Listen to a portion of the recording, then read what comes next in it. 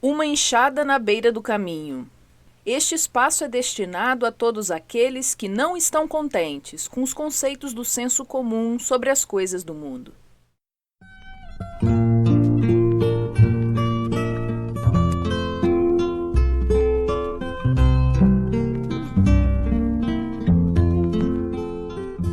Queridos ouvintes, bem-vindos de volta ao nosso programa.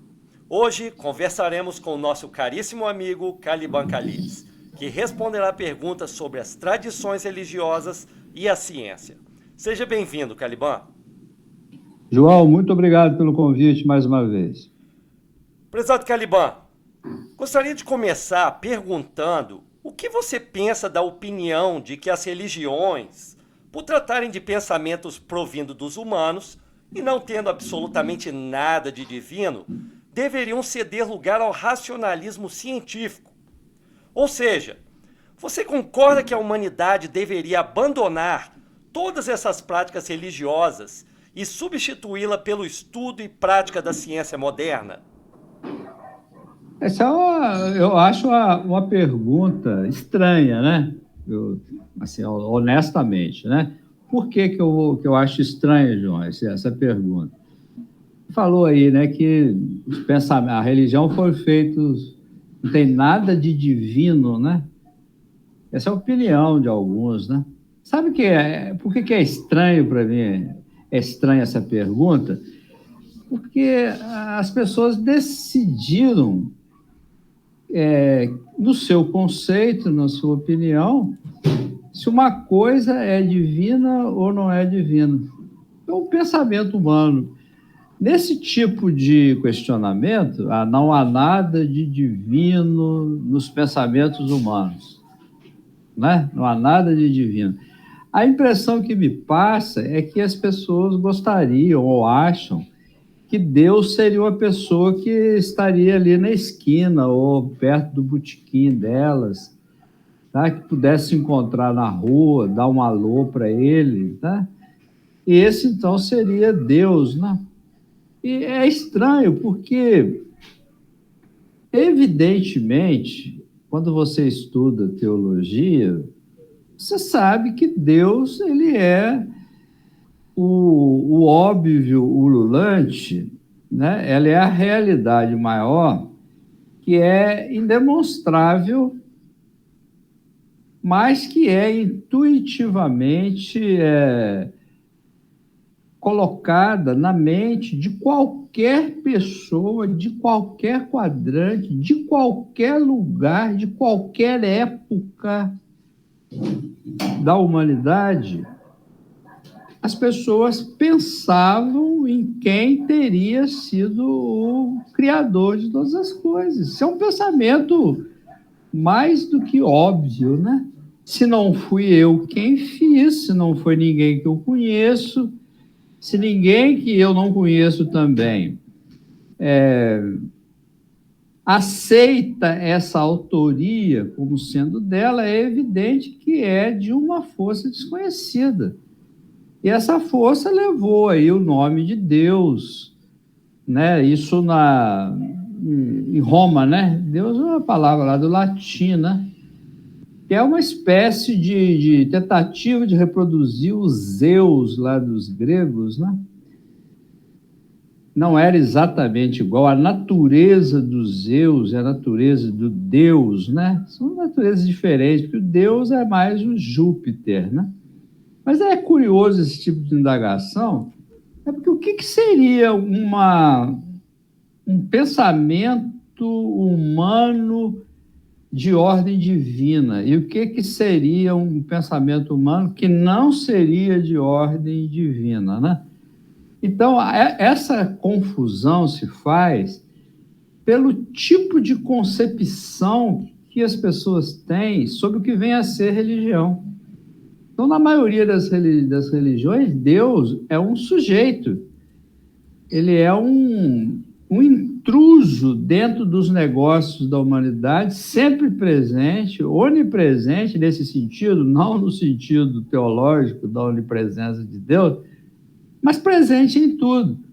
Todos os povos tiveram deuses, ou tiveram um Deus. Essa coisa do monoteísmo, com quanto a gente seja treinado, né, a acreditar que foi o judaísmo que conceituou pela primeira vez a ideia do Deus único, isso não é verdade, porque no Egito, né, existia o conhecimento por parte dos iniciados, né, da unicidade do Criador.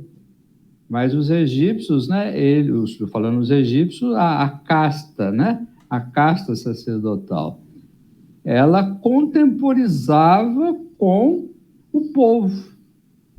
E se o povo ele é dado a crer em divindades, né, ao contemplar a natureza, os animais, né, os fenômenos naturais, os hierofantes superiores, eles sabiam e sempre souberam que Deus é único. Ora, Moisés, pelo que se sabe, ele teve a sua iniciação no próprio Egito, né? Então, o mérito foi, talvez, popularizar, sair dos templos e ganhar as ruas, né? Ganhar o povo. Mas, então, essa questão, se não existe nada de divino, né? Normalmente, quem fala dessa maneira, não estou dizendo que é o seu caso, né? Você pode estar reproduzindo a pergunta de algum interlocutor, pensa assim que Deus, na verdade, não existe, que é tudo coisa do homem. É a justificativa para tentar anular ou cancelar ou abandonar por inúteis todas as práticas de todas as religiões. É porque as pessoas que têm essa ideia, elas, na verdade, não acreditam que exista nenhuma força exterior, que, né, existe um poder criador, não. Para elas é aquilo que os homens falam, e se falar diferente, vira uma verdade diferente. A gente diz assim, a verdade você é quem faz. É um conceito, né? A verdade. O que é a verdade? É aquilo que eu acredito, eu faço que seja verdade, né? Então, essa tentativa de substituição, né, da religião pelo racionalismo, eu diria a você, é melhor o racionalismo científico do que a religiosidade mística do ser humano? Os dois não são seres humanos? O cientista e o místico, ambos não são seres humanos? Por que cargas d'água o racionalismo científico ele seria mais adequado para explicar o universo? Porque, normalmente, a ciência, e nós já falamos isso em outras oportunidades, normalmente, o pensamento científico predominante na atualidade, ele parte de um pressuposto negativista. Ele parte do princípio de que não existe, tem que me provar. Por que isso? Porque essa ditadura deixa de ser uma ditadura. Por que tem que se provar? Por que ele que nega é que não lhe cabe provar que não existe? Por que o ônus da prova está com a religião? Vamos dizer assim, porque a ciência tem os experimentos. Ora, mas os experimentos da ciência, eles também têm lado. Não existe uma ciência que seja, eu acho que isso é só na imaginação dos racionalistas científicos, né? De que eles não têm lado. Ora, tem um lado deles, lados que eles estão defendendo, que é parte de um pressuposto de negação. É como se, né, já fosse aquela ciência preenchida com um defeito de nascença. Tem um defeito de nascença, porque ela não é afirmativa nem neutra. Quem dera que o racionalismo científico fosse neutro. Se ele fosse neutro, ótimo, né? O problema é que não é neutro. O problema é que parte-se do pressuposto de que Deus é uma baboseira. Já disseram frase, ó, Deus morreu lá no Calvário, né? Deus está morto, né? A ciência acabou com tudo isso. O próprio positivismo tinha essa pretensão de dizer, acabou o tempo do mito, né? Acabou o tempo da magia, agora nós estamos na era da verdade, né? Que verdade que é essa, né? A verdade dessas pessoas que criaram esse conceito de ciência, né? Eu estou dizendo porque nós podemos criar um conceito de uma ciência positiva de verdade, ou não negativista, né? E a gente talvez atingisse com maior facilidade as comprovações, se a gente não colocasse os empecilhos quase impossíveis de serem superados. Por exemplo, tentar provar a existência de Deus de uma forma objetiva. Não é possível. Não adianta, não vai existir essa fórmula, não vai ter essa coisa, nós não vamos tirar foto. Não existe isso. Né? Não vamos, por esse caminho, nós não vamos chegar nessa comprovação. E essas coisas que estão e são inerentes à personalidade humana, a crença não foi fruto de uma educação, não foi fruto de uma imposição, é intuitivo. Uma criança olha para o mundo e pergunta: quem manda nesse treco? Tá? Quem fez isso do jeito que é? Ele não... É uma criança faz... Quem fez a nuvem? Quem fez isso? A criança coloca sempre o autor da coisa. Mas se a ciência, ou uma parcela dela, ela tem uma birra contra esse suposto autor da criação, aí fica difícil, né?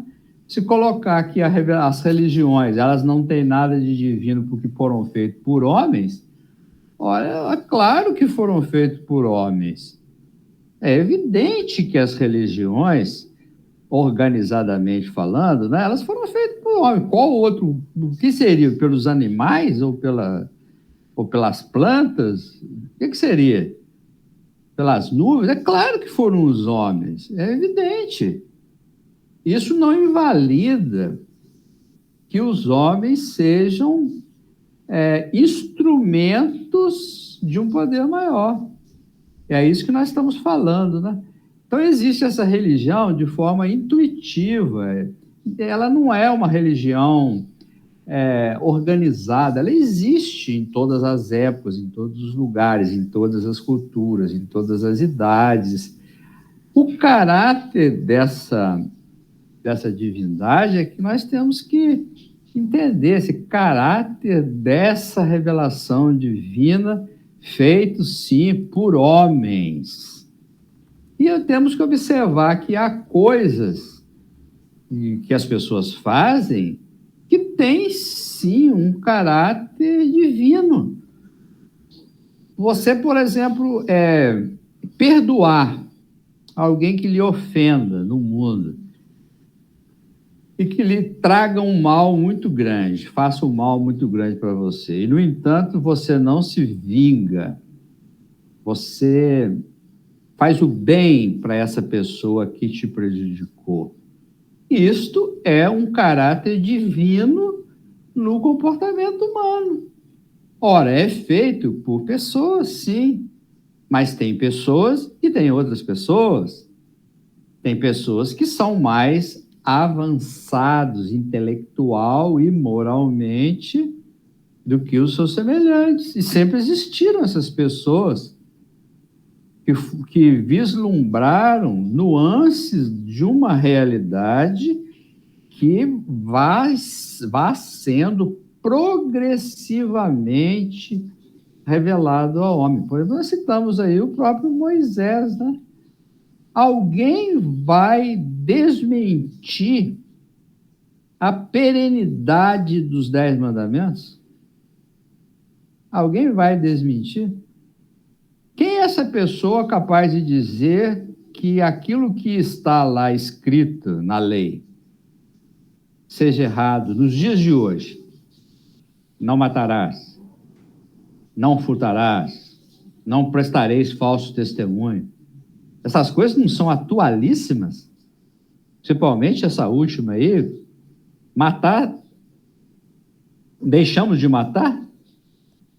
E prestar falso testemunho, mentir, furtar, isso não é a estrutura da corrupção? Então, foi falado numa linguagem, numa outra língua, numa outra época, num outro contexto, mas fundamentalmente, esses 10 mandamentos, eles têm uma essência superior. Tão grande é que estão até os nossos dias de pé. Enquanto que outras ordenações humanas, liturgias, né? Simbologias, isso tudo já modificou.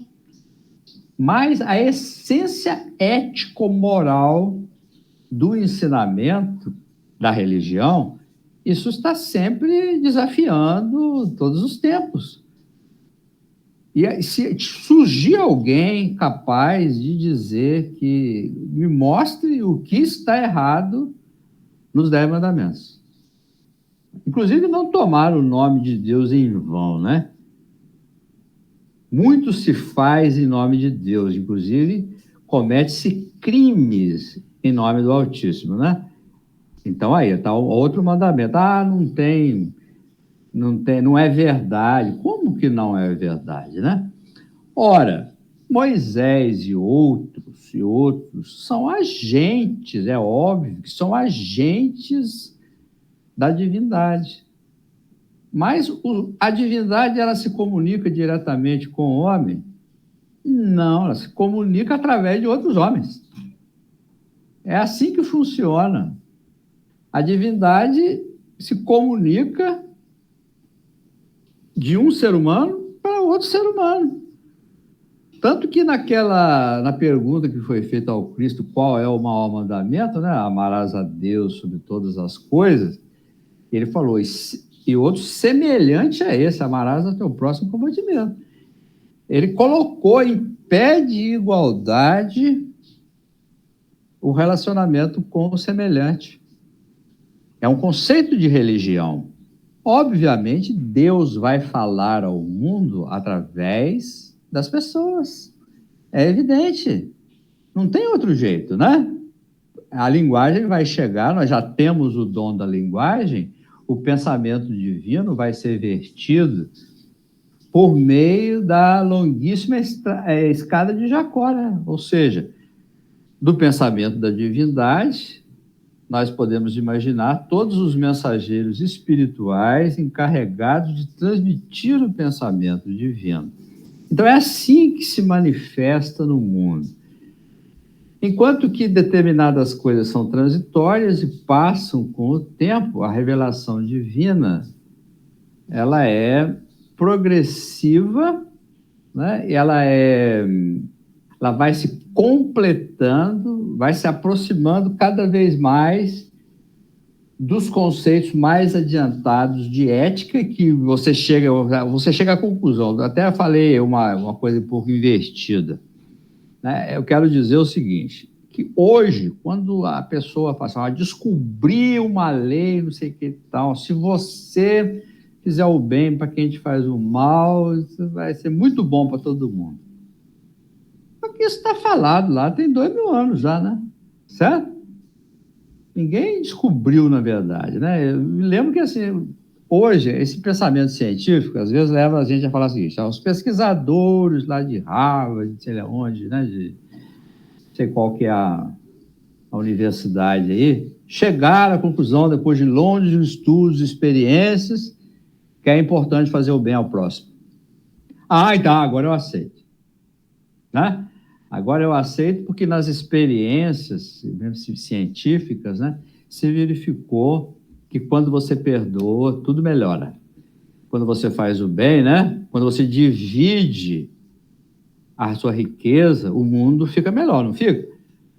Então, isso é um pensamento científico ótimo. Se for para chegar a essas conclusões que a religião já nos trouxe com Jesus Cristo, né? E já nos fez essa revelação da natureza divina, né? Que é a natureza do bem, que é a natureza do amor, então tudo bem. Se for para negar sistematicamente, teimosamente, negar esse creio porque é absurdo, né? Do Santo Agostinho, né? Credo que é absurdo. Eu creio em Deus porque justamente eu não posso provar, né? Isso não tem como. Há que se dobrar a serviço. Eu sei que a maioria não vai gostar disso, né? As pessoas que estão presas dentro da nova religião moderna, que é a ciência, né? Porque a igreja, ela foi destronada e seu lugar foi colocado a ciência, né? Hoje tem o altar, né, da deusa ciência, né? Está né, sendo objeto da nossa adoração, né? Então, essa revelação divina, ela só pode, para a gente resumir, né? Ela só pode ser feita por meio de pessoas, não tem outro jeito. Deus o quê? O que seria, né? Seria um velho que a gente encontrou na rua? Não, tá? É lógico que são pessoas, né? Então nós temos que parar com essas coisas, né? De falar coisas que também não tem muito sentido, e também não tem nada de científico nisso, falar essas coisas, né? Falar assim, isso não tem caráter divino, né? É só porque a pessoa não viu Deus, não viu o velhinho de barba lá sentado no trono, né? Então, é isso que é Deus, né? Por que Deus, então, acha que Deus vai descer do seu pedestal infinito, né, para ficar tentando provar a cada instante que ele existe, né? Então, sei lá, para mim é um discurso assim, um pouco meio sem pé nem cabeça, sabe? Na minha opinião. Continuando exatamente nessa mesma temática, Caliban, você concorda que, contrário aos dogmas religiosos, foram os seres humanos que criaram seus deuses à sua imagem e semelhança, e não vice-versa? Quero frisar que inclui o Deus cristão nessa pergunta também, tá? Ah, tá certo. Olha, eu vou ter que concordar com você que isso acontece, né? Que nessa formação do pensamento religioso, e agora, né, temos que lembrar, são pessoas, é evidente que muitos vão realmente criar um modelo que não é o modelo, vamos dizer assim, verdadeiro de Deus, né? Como assim? Olha, quando a gente vai imaginar Deus, por que a gente fala em atributo da divindade, né? Você fala assim, olha, Deus deve ser infinitamente bom. Então, eu entendo que eu sou finitamente bom, eu sou bom às vezes, mas nem sempre. A maioria de nós é assim, né? O que o teólogo fez? Ele imaginou atributos infinitos. Olha, eu consigo perdoar algumas vezes, mas nem sempre. Mas Deus, com certeza, deverá perdoar indefinidamente ou infinitamente. Eu não posso estar em todos os lugares ao mesmo tempo, mas Deus certamente poderá estar em todos os lugares. E assim, é assim que a imagem de Deus, ela vai sendo construída ao longo da história. Porque ela depende também, a formação dessa imagem, da evolução das próprias criaturas. Então, quando as criaturas elas não têm aquela virtude, aquela qualidade, elas não podem imaginar que Deus as tenha também, essa qualidade. Se ela não consegue perdoar nada, né, evidentemente que esse Deus assim que ela vai criar vai perdoar um pouco mais do que ela, mas às vezes também nem tanto. E foi o que aconteceu com os gregos, né? no mundo religioso dos gregos, na mitologia grega, os deuses têm defeitos. É o que acontece, por exemplo, no candomblé também. Os deuses, né, eles têm defeitos. São partidos, né? São facciosos, né? Tem lado. Então, o Deus, por exemplo, da maioria dos povos é um Deus o quê? Um Deus regional. É um Deus bairrista. É um Deus nacionalista. O Deus, por exemplo, do europeu. Olha a própria maneira como o europeu conceituou o cristianismo, né? O Jesus do europeu, ele é loiro e tem olhos azuis. Isso é o quê? É uma autoimagem, né, do europeu. Olha, Jesus pode ter tido olho azul?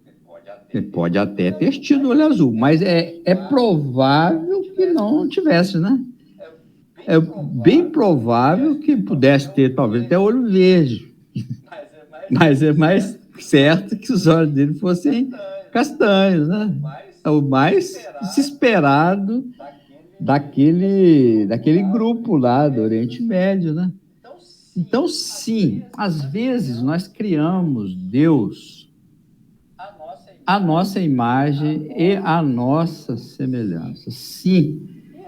E eu me lembro de uma parábola contada pelo Pedro de Camargo, que teve o apelido, né? O apelido de Vinícius. Ele foi um filósofo no espiritismo brasileiro. Ele chegou a ser político na cidade de São Paulo, acho que vereador e tudo. E ele trabalhava, né, na área doutrinária na Federação Espírita do Estado de São Paulo. E ele tinha um programa, vamos dizer assim, uma palestra muito concorrida, que eram as tertúlias evangélicas, e o Vinícius escreveu muitos livros sobre a educação, né, conceituando o evangelho como primordialmente uma obra de educação.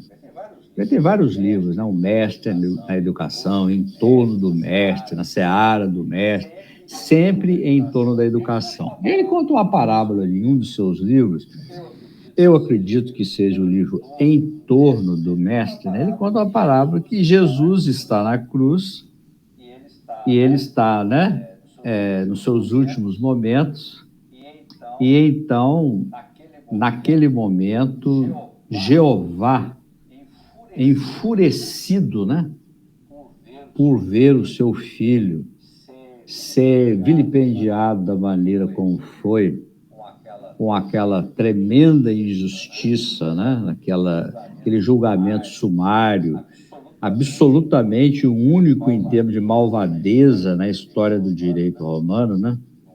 Não houve testemunha, não houve depoimento, só tinha um lado, o juiz era acusador, né?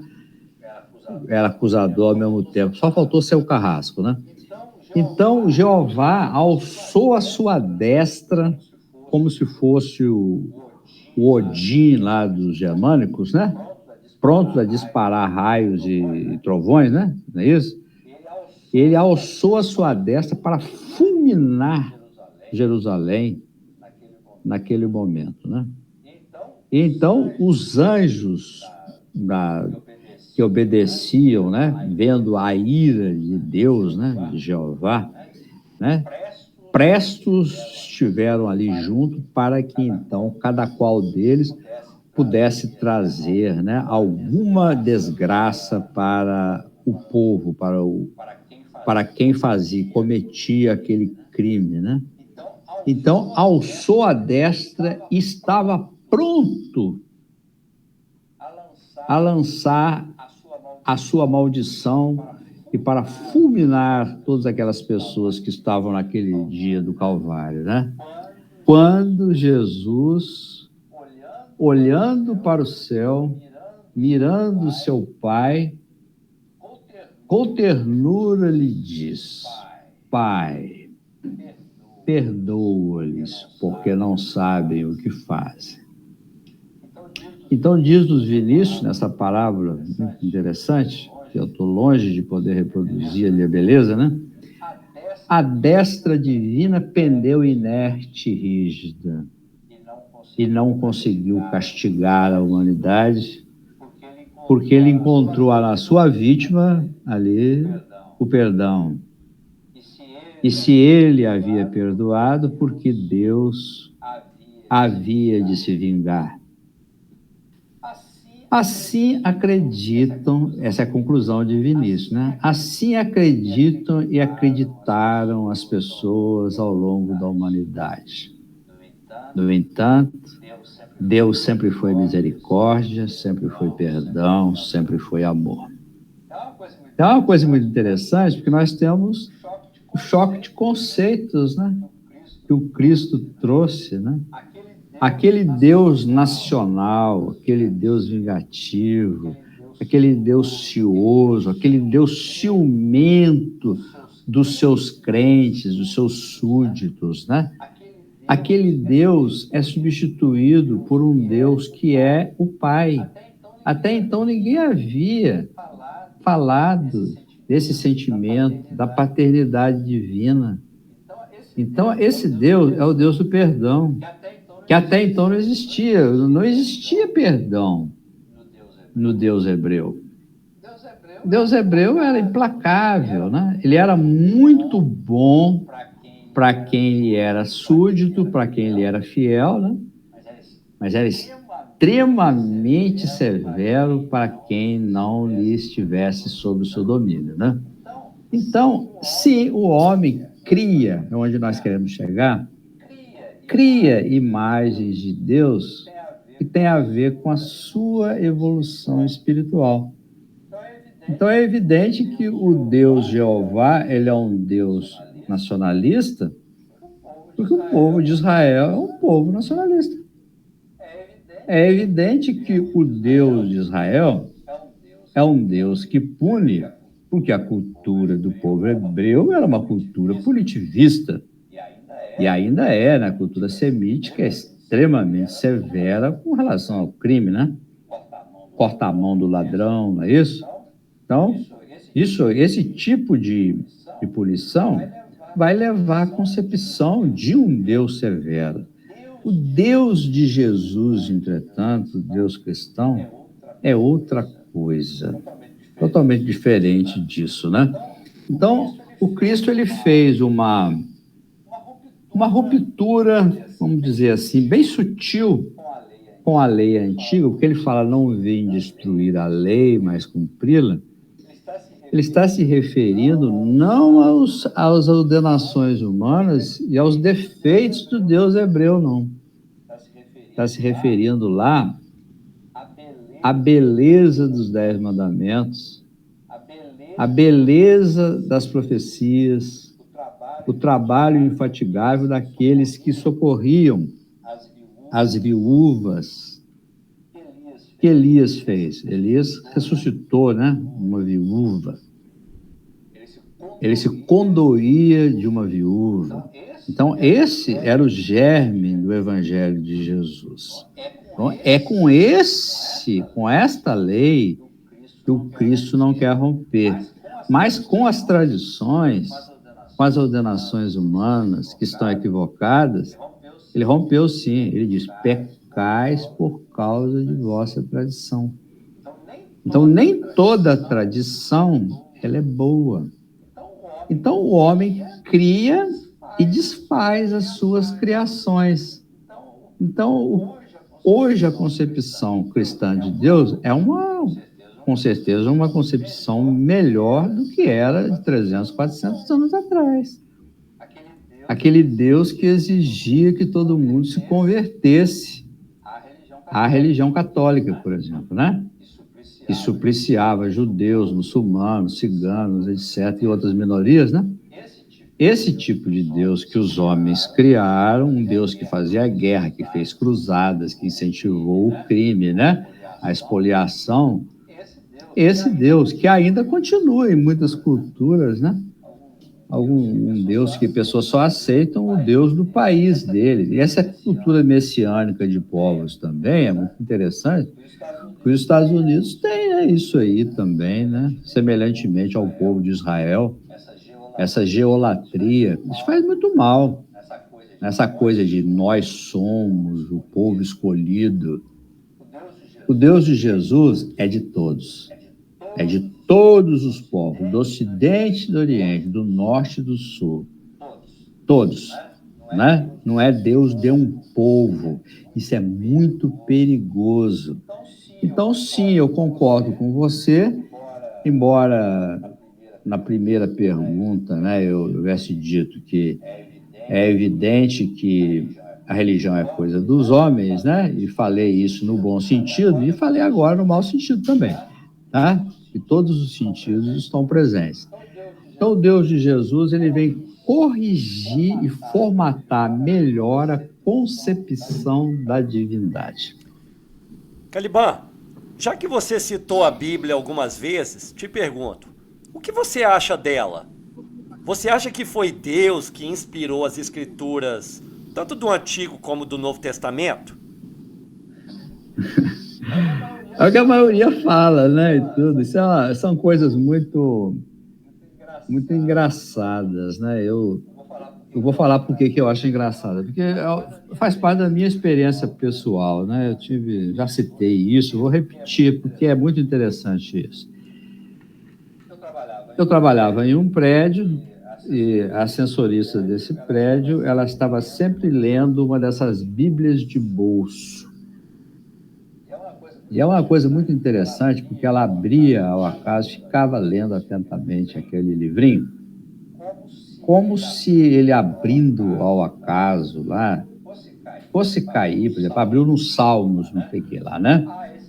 Esse salmo vai servir para alguma coisa para mim hoje. É como se fosse assim um aparelho mágico, né? Uma coisa mágica, né? E, olha, eu gosto muito da Bíblia, mas gosto de todos os outros livros que foram escritos na ciência, na filosofia, por todos os povos, né?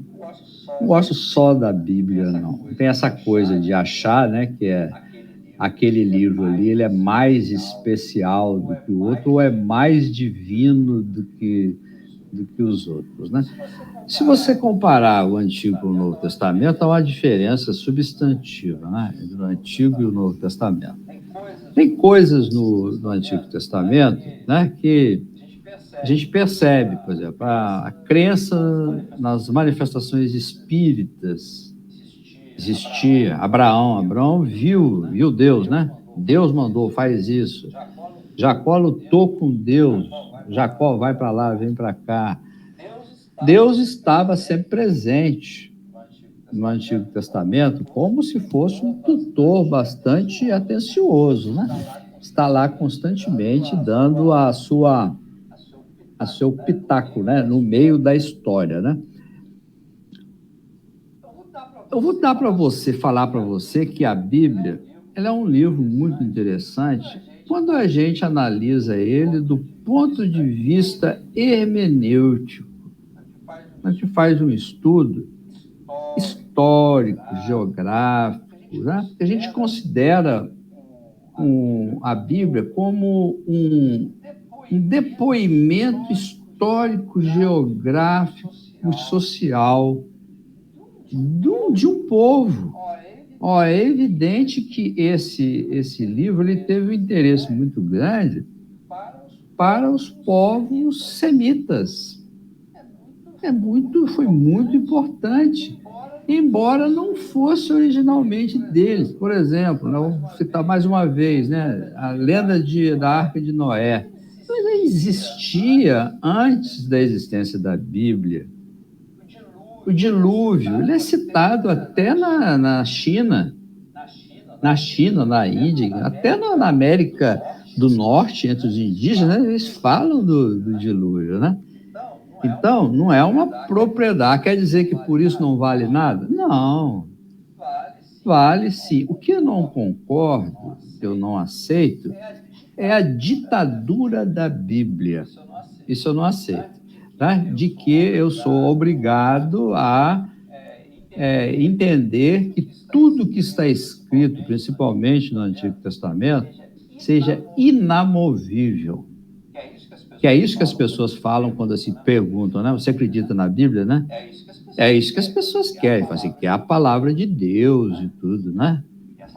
E essa palavra de Deus não pode mudar, não volta atrás e não sei o que, não é assim? Embora nós vemos aí dois deuses diferentes no Antigo e no Novo Testamento, e as pessoas, fica tudo bem, né? Na cabeça das pessoas. O primeiro manda matar, o segundo manda perdoar. É o mesmo? É o mesmo Deus? Então, essa revelação feita, esse Deus que se intrometia na vida pessoal, preocupado, por exemplo, vamos dizer assim, a circuncisão, vamos falar assim, sabe? Só para mexer mesmo no... O que tem isso de divino nisso? É uma prática, eu vou dizer, no máximo, pela higiênica, não sei. Nem sei se cabe falar que é uma prática higiênica, né? Mas é uma prática que acontecia com aqueles povos lá. Abraão fez a circuncisão lá no Isaac, né? E passou a se fazer e tudo. E chegou isso ao tempo do Cristo, ao ponto de se tornar uma questão irritante de religião. Cristãos não aceitavam lá da Judéia, né? Não aceitavam, porque os gregos não eram, queriam ser cristãos, mas não queriam ser circuncidados. Isso foi uma questão que, inclusive, foi resolvida por Paulo, apóstolo, né? Ele resolveu essa questão. O grego não precisa. Certo? O grego não precisa. Mas aí tem aquela questão, né? Ele fez um grego ser circuncidado para aplacar toda a ira dos cristãos e a intolerância dos cristãos judeus, né? Olha que ponto que chegou, tipo assim, comer e tal. Me desculpe uma coisa fazer, mas não pode comer camarão. Não é isso? Não pode comer carne de porco e tudo. Tá. Seria melhor falar assim, não pode comer carne, né? Não é? A carne de carneiro pode? Qual a justificativa de poder uma e não poder outra? É tudo bicho, não é verdade? Vamos, se possível, não vamos matar nenhum animal, né? Isso é um conceito bem mais abrangente, né? Então, esse tipo de crença na Bíblia, eu não tenho, né? E que isso é um escândalo para muitos, né? Ali, para mim, tem coisas, como diz o Voltaire, que falou isso, né? Ali tem coisa ali que é filme de terror, né? Você lá, por exemplo, o sujeito lá toma a mulher do irmão, mata, não sei o quê. Eu vou abrir a Bíblia para quê? Por que eu vou aprender disso? Eu não devo fazer isso, né? Que hoje é crime, naquele tempo também era, né? Até com mais forte razão, né? Então, o espiritismo na Bíblia, ele é interessante. O evangelho dentro da Bíblia, ele é interessante. Por exemplo, o livro de Jó, né? Toda aquela resistência de Jó e tudo, com todas as coisas ruins que aconteciam, ele mantinha a esperança e a perseverança. Isso é uma coisa muito positiva, né? A crença de que você vai voltar, né? Que o Elias vai voltar e tudo, não deixa de ser a crença da reencarnação, né? Esses outros que falam que Jesus vai voltar, hoje. E vai voltar de que jeito, né? Jesus vai descer da nuvem, como é que é? Não é? E fica se esperando, não fica? Vai voltar. Voltar de que jeito? Vai ser com o mesmo corpo? Mas peraí, o que aconteceu com aquele corpo? Ele pode, né? Ele é Deus e tudo, né? Então, esse tipo de biblismo eu acho ruim. Assim como acho ruim você, por exemplo, vou falar aqui na ferida que vai tocar os meus amigos espíritas, né? A obra de Allan Kardec. O Kardec, ela é maravilhosa, fantástica. E vamos continuar perguntando, né? Ele parou, fez 1000 e tantas perguntas. Vamos continuar perguntando, que tem perguntas novas. Tem outras perguntas para ser feitas. Mas se a gente restringir e falar assim, não pode mais fazer pergunta. Ou então, todas as respostas vão estar encaixadas nestas 1000 e poucas perguntas. Não é a mesma coisa da Bíblia? mesmo equívoco de achar, a Bíblia é legal, mas lê outros livros. Tem muito livro para você ler. Lê um livro de física, um livro de química, um livro de geografia, né? Lê um livro de história, lê um livro de um romance. Assista uma peça de teatro. Expanda o seu conhecimento, estude línguas, estude sociologia, estude ciência política, estude tudo. Tudo que você puder estudar e que a sua mente puder comportar. Agora, se você pegar esse livro que nós temos, e vou dizer para você, tá, João? Tenho o máximo respeito por esses livros. O máximo respeito. Mas, com o máximo respeito, não me deixa ficar preso a anacronismos históricos. Não me deixa. Eu não posso imaginar que hoje eu vá abrir esse livro e, por acaso, num salmo qualquer, tá? Vai vir a revelação para o meu dia de hoje. Porque se isso for verdade, então estão certo quem lê horóscopo no jornal. Estão certíssimos, porque é a mesma coisa, né? É a mesma coisa. Então, quem lê biscoito chinês lá, não é isso? É a mesma coisa. Você vai, né? Vai vir para você, ou então você abre lá o Evangelho segundo o Espiritismo ao meio, né? Por acaso também. Então vai vir uma... Lógico que vai vir tudo, né? Se você vai conseguir encaixar tudo que você quiser, né? É óbvio. Se não encaixar, você vai encontrar um jeito de encaixar. Isso eu sou contra. Esse tipo de coisa, né? Eu vejo assim, não só a ciência, mas a religião, ela tem que ter um caráter progressivo. Você vai estudar a Bíblia, a gente tem que estudar um pouco, tem que se aprofundar nas traduções.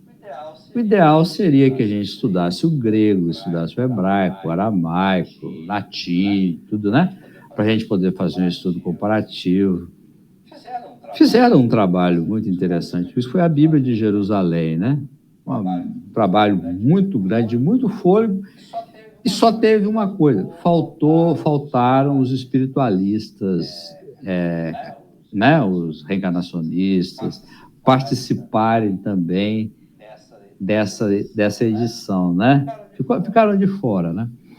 Então, é uma revelação histórica voltada em especial aos povos semitas, na minha opinião, e reflete as preocupações, as tendências, o modo de ser, o modo de reagir daqueles povos.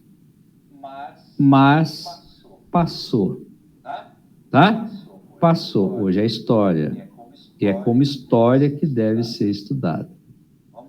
Vamos estudar e ver, tá lá, tem fenômenos espiritualistas lá. Pô, legal, vamos ver, né?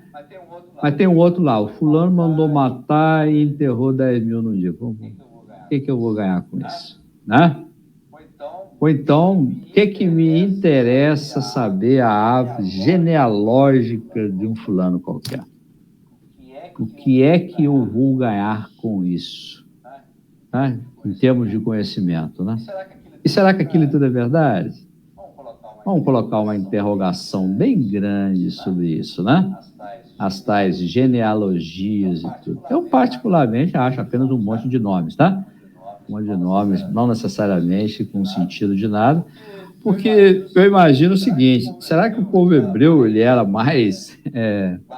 guardava mais a história do que os outros povos? João, como é que é o nome do seu bisavô mesmo? De onde que ele veio? E o meu, eu sei? Não sabemos, é verdade essa, né? Então a Bíblia eu respeito, tá? Mas respeito nesse sentido, né? Como um grande livro, mas não o único livro, evidentemente, né? Caro Caliban, uma última pergunta. É certo deduzir de suas palavras que existe, então, algo de aproveitável na tradição religiosa hebraica? Não seria um contraste, contudo, defender o progresso de um lado e se apegar a tradições por outro?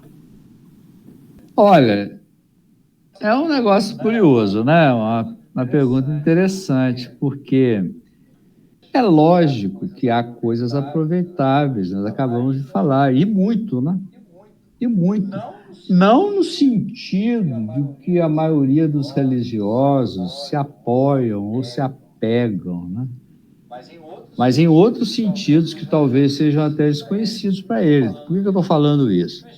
O Espírito Emmanuel, no livro psicografado por Francisco Cândido Xavier, o livro A Caminho da Luz, ele fala sobre a missão do povo de Israel e fala sobre a Bíblia.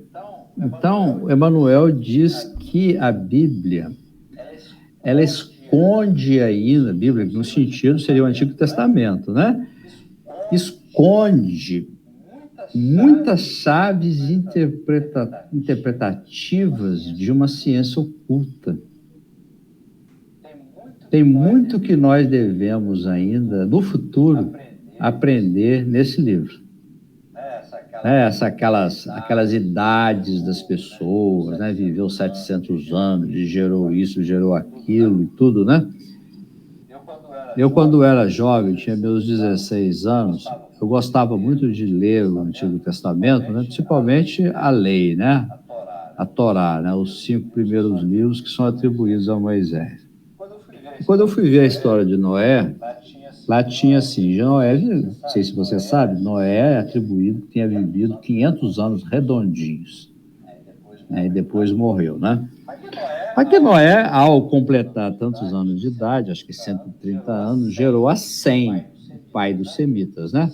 E Sem gerou a não sei quem, que gerou a não sei quem, que gerou a não sei quem. E aí sucede essas gerações, desde o dilúvio até Abraão.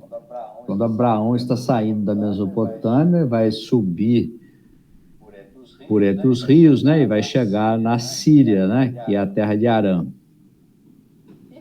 Então, fazendo as contas, eu peguei uma folha de papel bem grande, dessas de 132 colunas, lembra impressora de 132 colunas, aqueles papéis bem largos e tudo, e comecei, botei lá, coloquei lá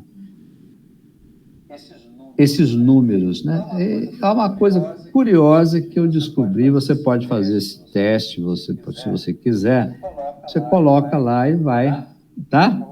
Colocando, viveu tantos anos e gerou a tanto, e gerou a tanto. Qual não foi a minha surpresa? Eu tinha 16 anos à época, né? Já vai um bom tempo, né?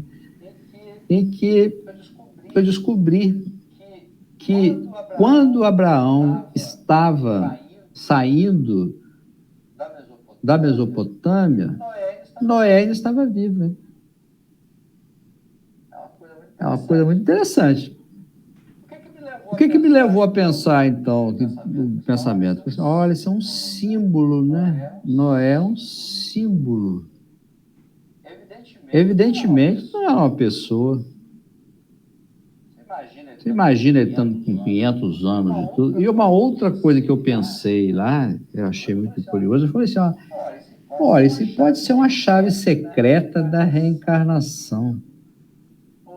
Ou seja, Noé ainda estava vivo na época de Abraão. Eu pensei na época, assim, será que Noé se reencarnou como Abraão? É o pensamento que me surgiu do estudo daqueles números, né? E Emmanuel, então, fala isso em A Caminho da Luz, né? Então, assim, há muita coisa interessante, né? Não só da matriz cristã que está presente, como da matriz espiritualista que está presente. E vamos falar até para, né, a matriz espírita está presente na Bíblia, né? É indissociável uma coisa da outra, né? O excesso é que é prejudicial. Daí, então, poderia a gente, apegando-se em demasia às tradições, aí que entra ou mora o perigo, como diziam, né? Não existe contrassenso se você conhecer a tradição e andar para frente. Que é a nossa obrigação conhecer a tradição. Nós não podemos apagar a história e a tradição. Sempre tomar muito cuidado nos nossos exames, né? De não aniquilar o passado. O passado, ele serviu para o nosso exame, ele passou, né? Ele já passou, mas ele tem o germe do que está acontecendo no presente e talvez até do futuro.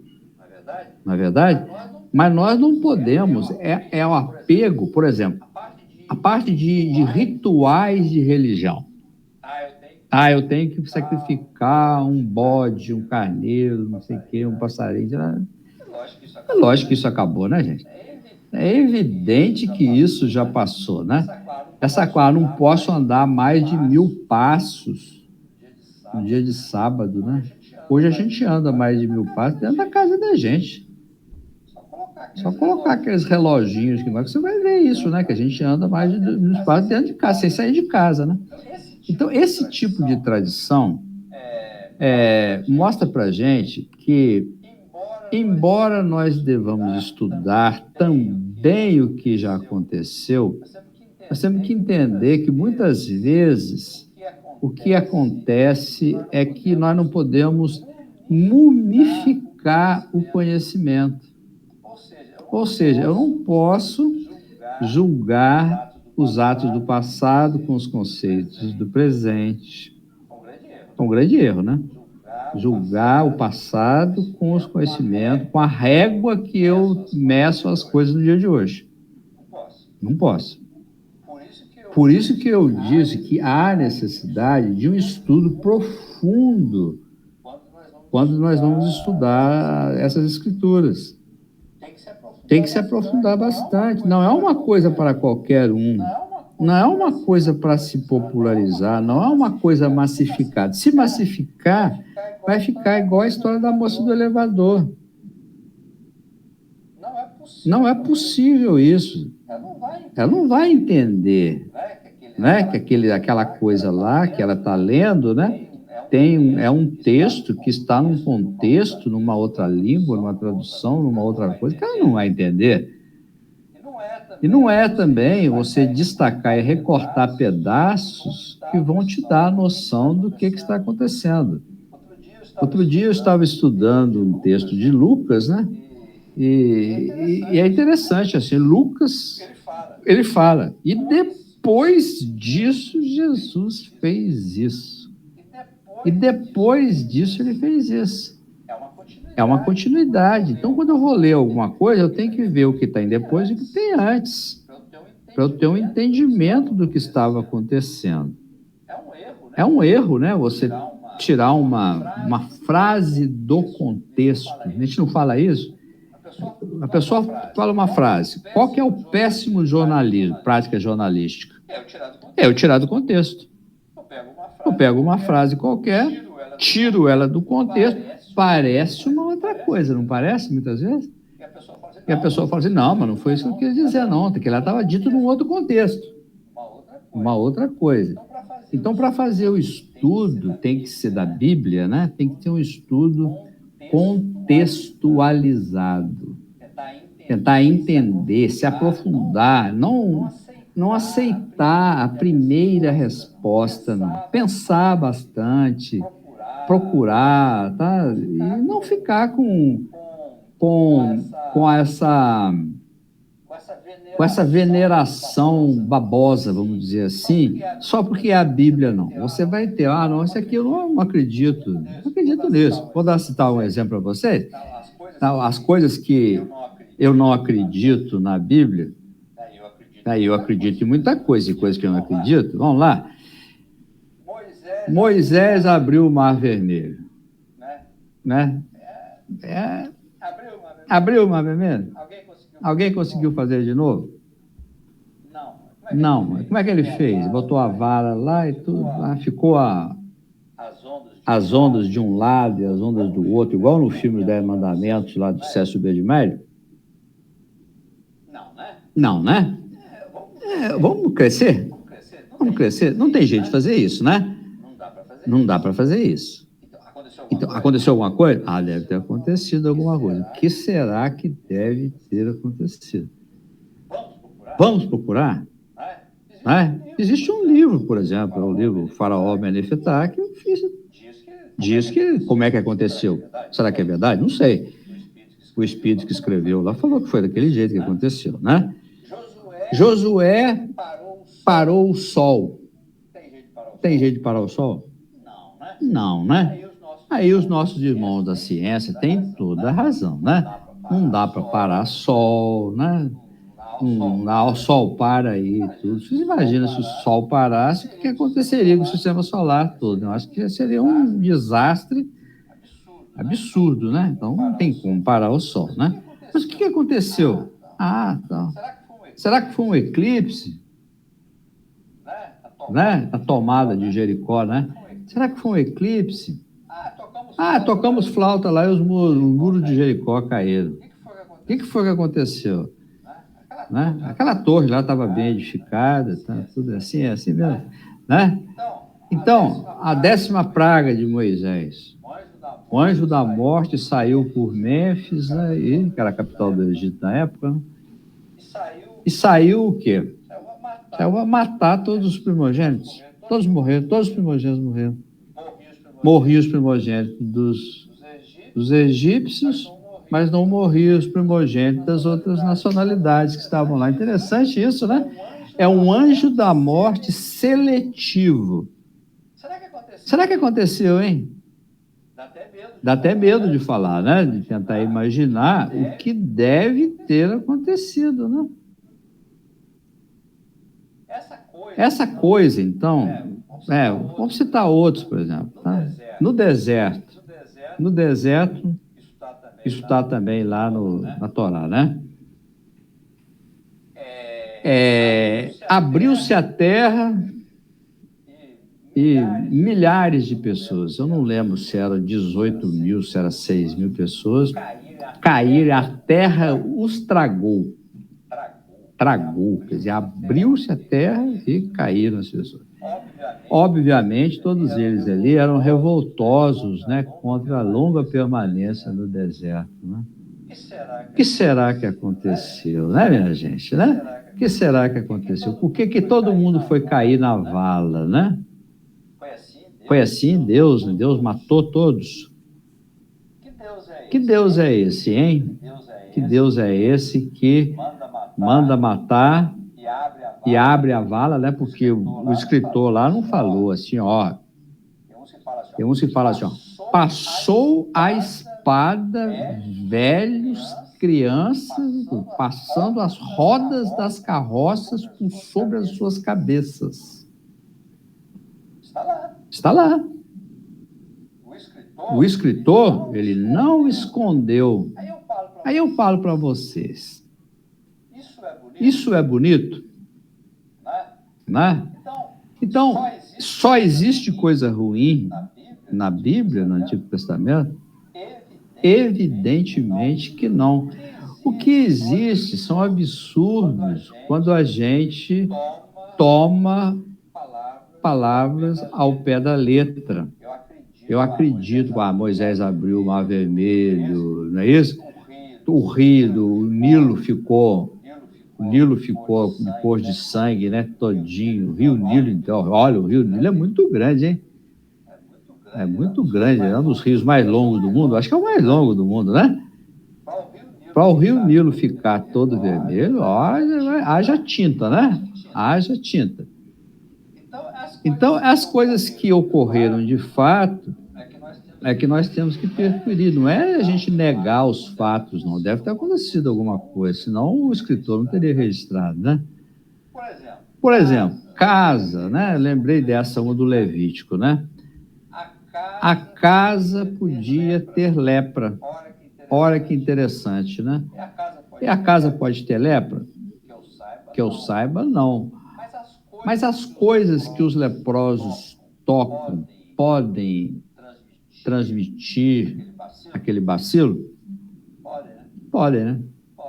Podem sim. As coisas, né? Os talheres, as roupas e tudo. Então, a tuberculose também pode, né? pode ser transmitida pelo uso das coisas. E a lepra também, ela demora para ser contagiosa, mas pode se transmitir pelo contágio, né? Então tem coisa que pode. Então casa pode ter lepra? Não, casa não pode ter lepra. Mas você concorda também que casa pode ter mofo? Pode, né? Pode ter mofo, que é mais fácil a casa, a parede, ter mofo, né? Do que a parede ter lepra, né? Então, a gente não é negar o que está escrito, não. É estudar essa letra e vermos, assim, que a tradição, ela nos trouxe o cadáver da letra até a nossa época. Se não fossem os tradicionalistas, copistas, os estudiosos, nós não estaríamos aqui falando sobre esses textos, não é verdade? Então é importante manter a tradição? Claro que a história é importante, ela é sempre importante. O que você não pode é se você repetir erros evidentes da história, né? Ou acreditar em coisas, vai acreditar, por exemplo, que realmente foi Deus que mandou matar os primogênitos do Egito, né?